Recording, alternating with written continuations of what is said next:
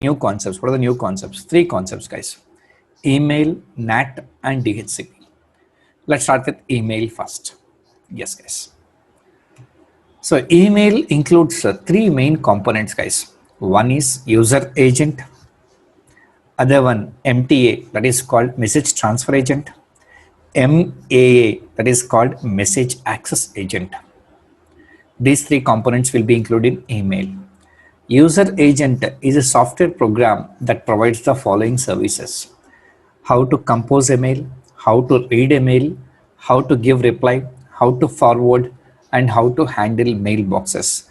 It is a software program. Examples: olden days we are doing with Outlook Express. Nowadays all browsers are supporting this. So by using this program only, you can access the mailbox. You can perform the functions. But ultimately, message transfer, mail transfer will be done by SMTP. MTA is used to transfer mail from my computer to my mailbox, and my mailbox to sender mailbox to receiver mailbox. Ultimately, transfer will be done by SMTP, guys. SMTP is a push protocol because it is pushing mail onto mail server. To send mail, you must have client MTA. You must have client message transfer agent. To receive mail, you must have server MTA, guys.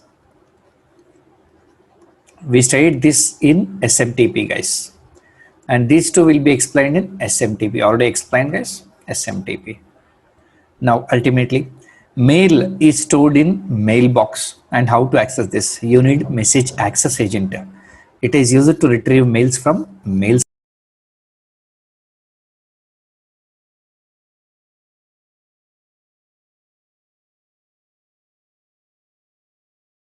In order to understand the architecture of email, you have to understand these four scenarios, guys.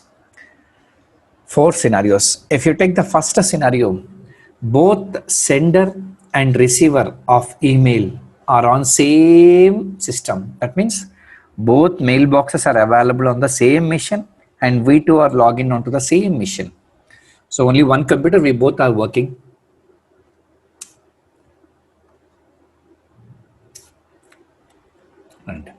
And for this, if both are on same system, what is the requirement? Requirement will be two user agent programs, guys. One for client, other one for server. We'll discuss this later on. Second scenario. In this scenario, both are on different missions. Sender and receiver of an email are on different missions, guys.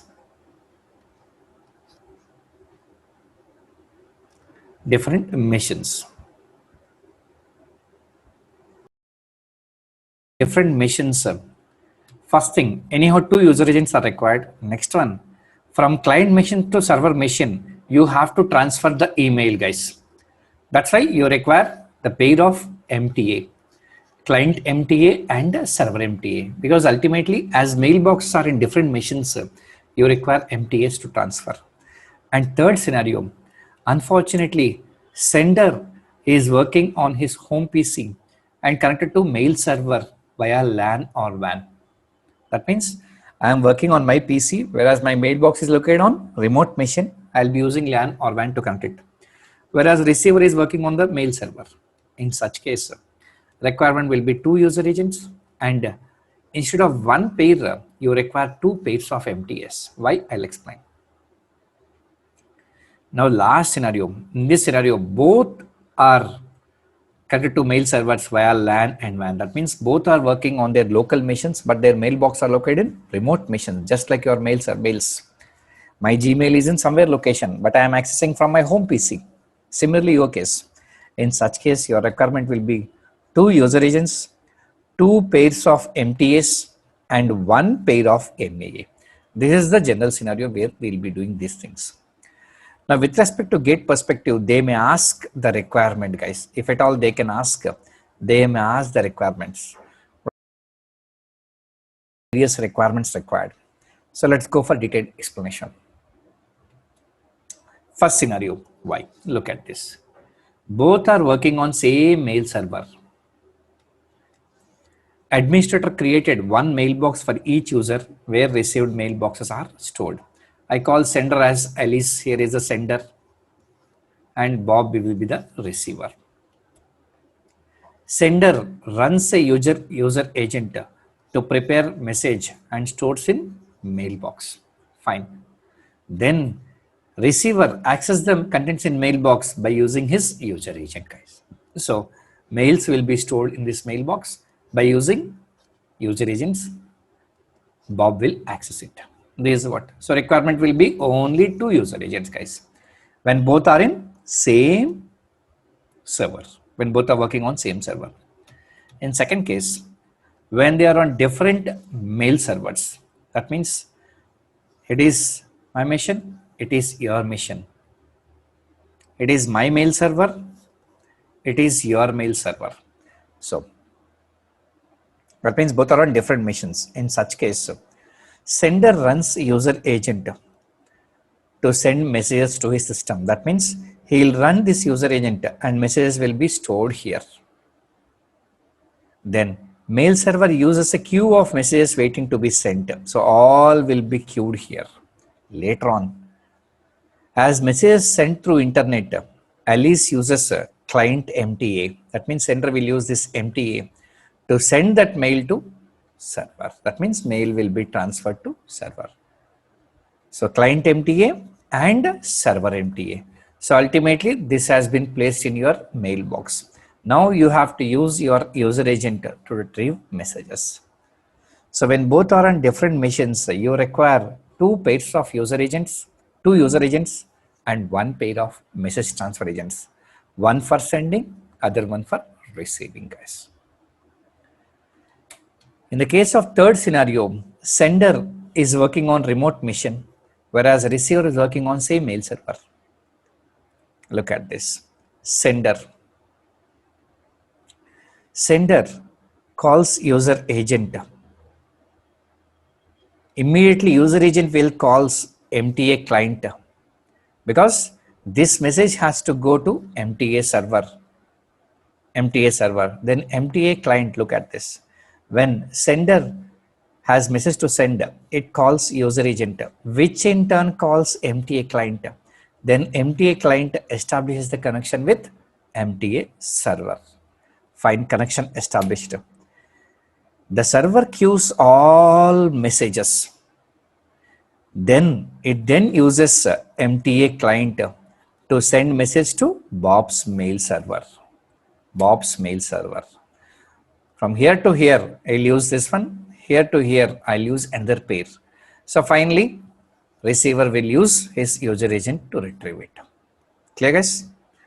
So from sender machine to my mailbox, you need this pair of MTS. From my mailbox to your mailbox, you need another pair of MTS. So two pairs of MTS are required.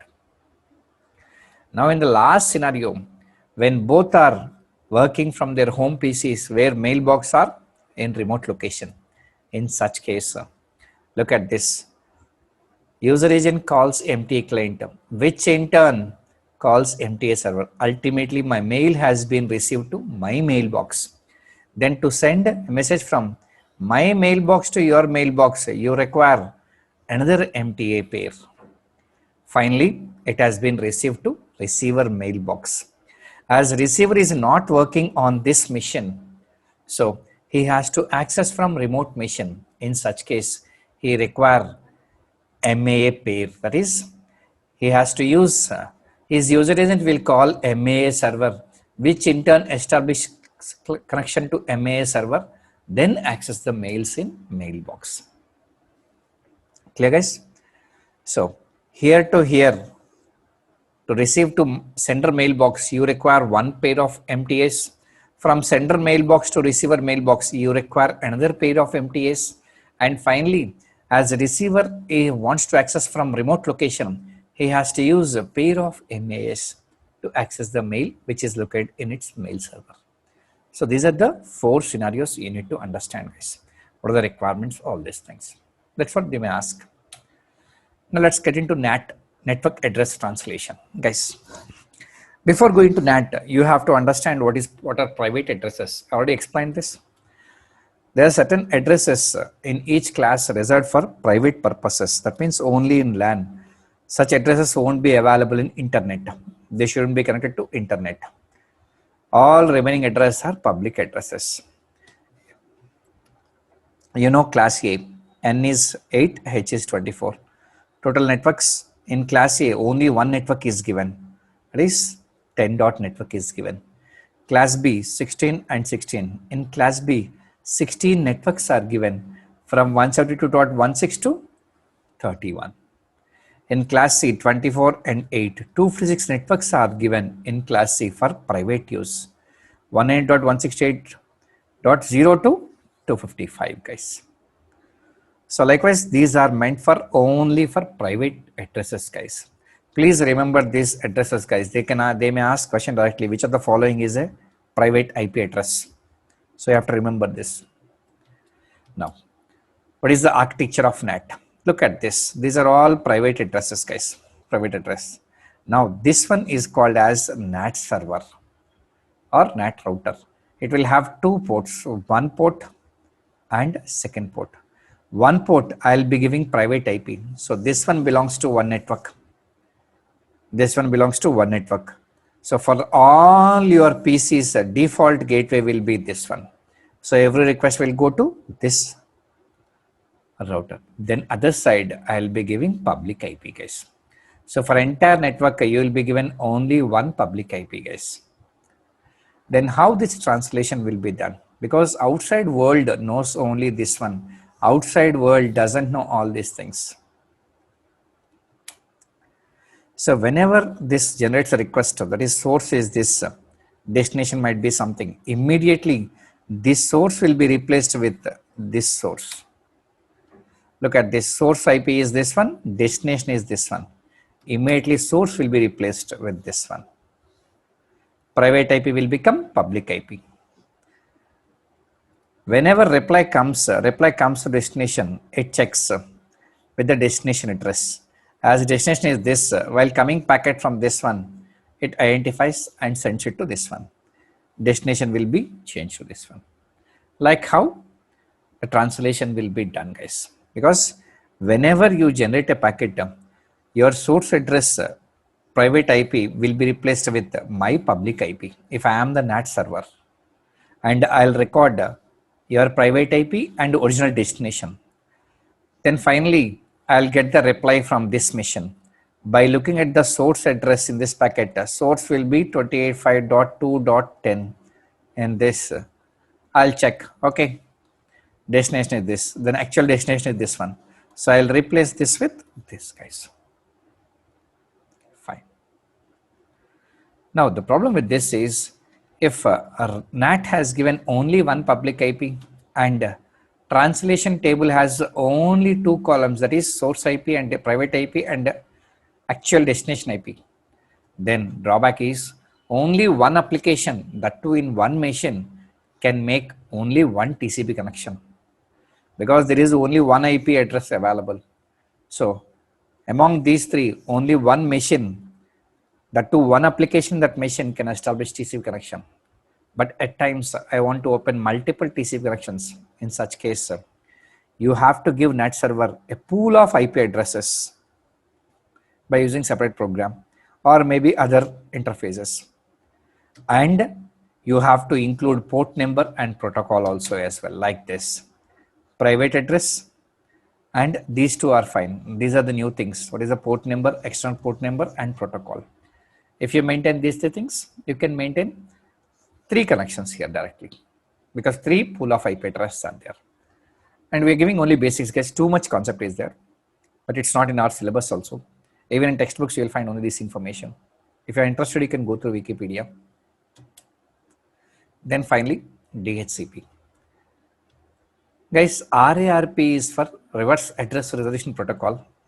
Bootstrap program, BootP is called as Bootstrap Protocol. DHCP is called Dynamic Host Configuration Protocol. These three protocols, if you give input as MAC address, that is physical address, it gives output as logical address, or we call it as IP address or network address. So these three protocols you need to understand. in order to understand this. Now you can ask, sir, why host finds its IP address using MAC address? Why IP is required with its MAC? In the following two cases it's required. First case, a diskless station. That means the machine doesn't have any hard disk. If there is no hard disk, no OS. If there is no OS, no IP address. So they have to boot from LAN card only, which has MAC address. In other cases, organization doesn't have enough IP addresses to assign to each station. Actually, there are 1,000 systems in my network, but I took only 10 IPs. So they don't have in that network. So IP address will be given only on demand. You shouldn't expect all 1,000 pieces will always be connected to internet. So on demand, whenever they need access, then only I'll give it. The station will give the physical address. You have to give logical address, that to lease for only for a period of 5 minutes or 10 minutes. For these things, it has been invented. So these three protocols we'll be discussing, guys. First, we'll start with RARP. Guys, RARP is used by diskless machines to find IP address using its MAC address. Look at this. A RARP request is a broadcast on local network. That means it broadcasts with destination IP as all ones, that is F, all ones. MAC address will be all ones. So it will go, look at this. My physical address is this. I am looking for my IP address. Here is the RARP server. So RARP server will give a unicast message. Your IP address is this. It will directly give it to it. The requesting machine must be running RARP client program. The corresponding machine must be running RARP server program. So this RARP client program, here it will be RARP server program. Now, the major drawback of RARP is broadcasting is done in data link layer, as data link layer uses only MAC address with broadcast address 48 ones. If you're in hexadecimal, all Fs. In such case, this broadcast won't cross the boundaries of network. That is, within LAN only this broadcast will be done. Now, if that is the scenario, if admin has too many networks, then it has to assign RARP server for each network. So in every network you must configure one system as RARP server, which is very difficult to maintain, guys. For entire autonomous system, I'll maintain one RARP. I'll maintain one conversion. Why to maintain RARP for each and everything? That's why two protocols, Bootstrap and DHCP, are replacing RARP. Let's start with Bootstrap. Now, Bootstrap is an application layer protocol, guys. So admin can put a client and server on all different networks, no issues. For example, if they are in same network, here is the Bootstrap client program, here is the Bootstrap server program. Bootstrap messages encapsulated in UDP packet. It has been developed by using UDP packet. Finally, so Bootstrap messages will be placed in UDP. UDP will be placed in IP. Now the question, final delivery will be done by IP, but I don't know what is my IP. I don't know what is my IP, and I don't know what is server IP. I don't know what is server IP. So DHCP client doesn't have its IP and doesn't know server IP. Then how it generates a message to IP? But there the beauty lies. Client doesn't know its own IP address, hence it keeps all zeros as source address. Source address will be all zeros. As client doesn't know server IP address, it keeps all ones as destination IP address. That is 255.255.255.255, which is nothing but broadcasting all ones.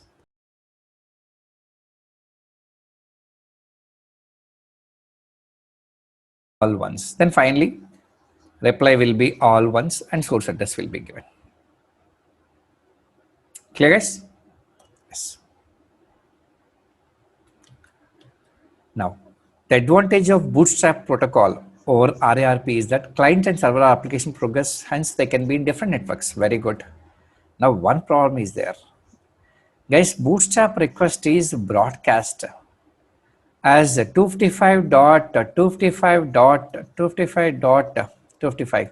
It is called limited broadcast. It is called limited broadcast. That means it is restricted only within network. If it is one network, if it is another network, for example, if it is 1N.168.1.0 network /24, if it is 10.0.0.0/8 network, then 255.255.255.255 will be broadcasting in this only. It won't go to the next network. The next network. Then how it can be done? The broadcast program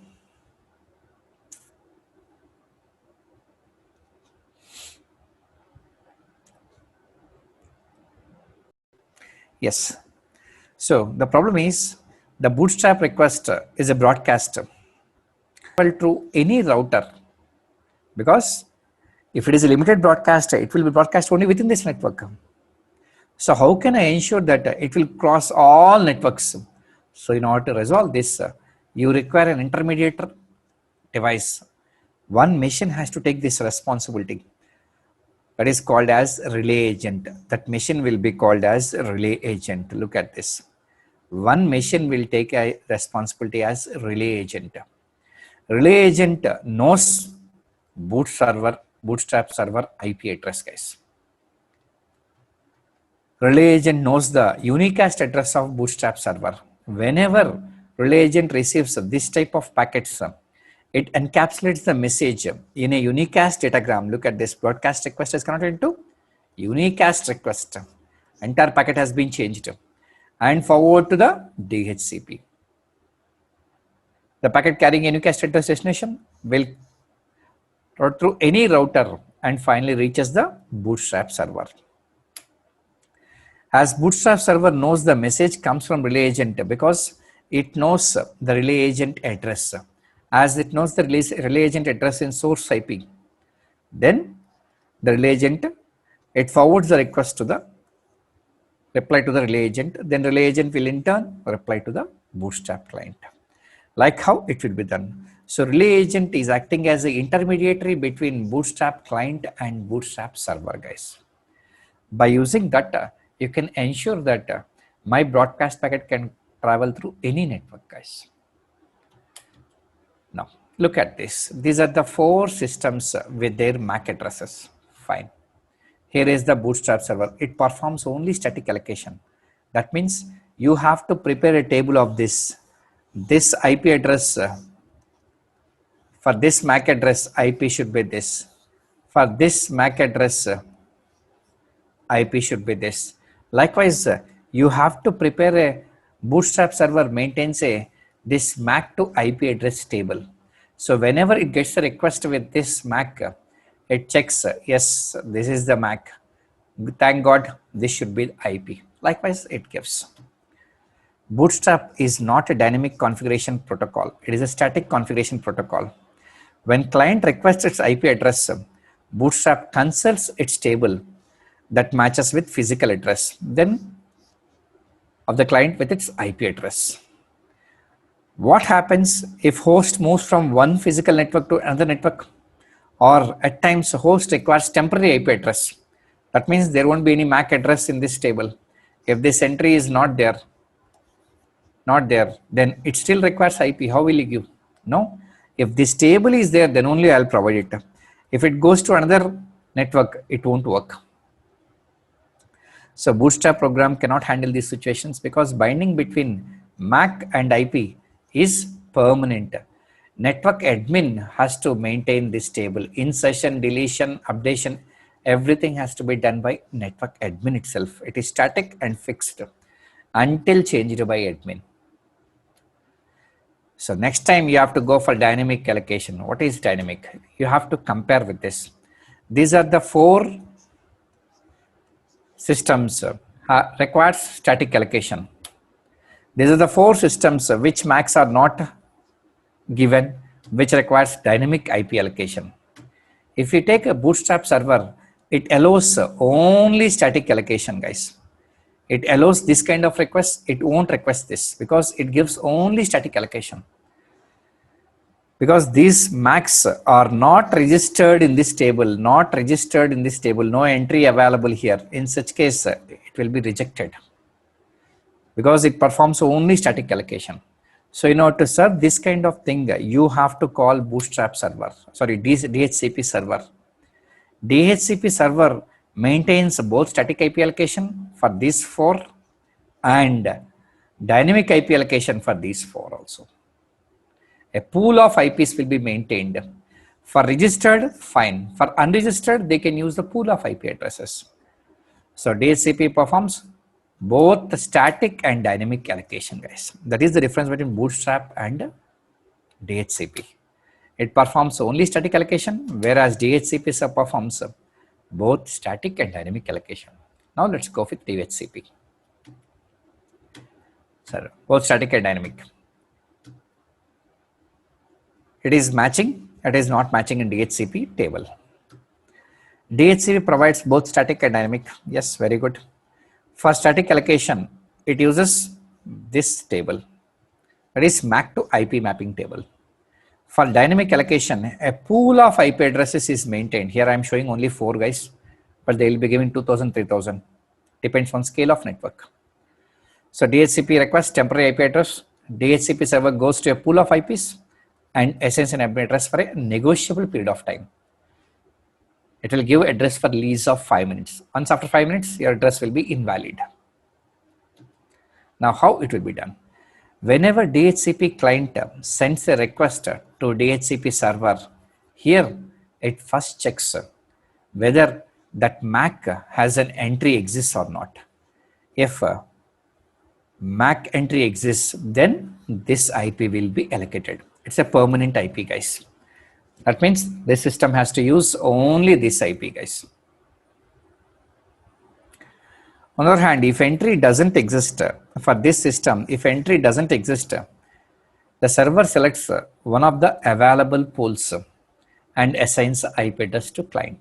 It is called dynamic. That means if you observe here, at 10 AM, if you request, you will get this IP.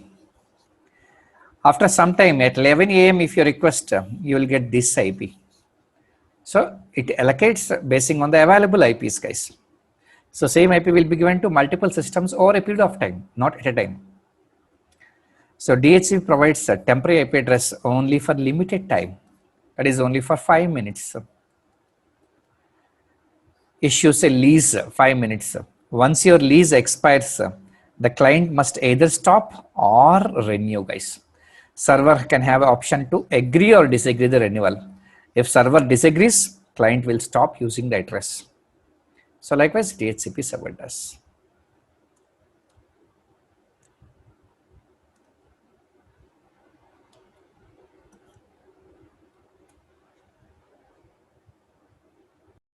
It works. First, DHCP discover. That is, DHCP client will broadcast a discovery packet, which reach to all DHCP servers in the network. It is for requesting the IP address. Then DHCP server sends an offer, which is a unicast, which gives, yes, take this 192.168.2.6. It assigns this. It's an offer given, but you have to accept the offer. Then DHCP client broadcasts the request.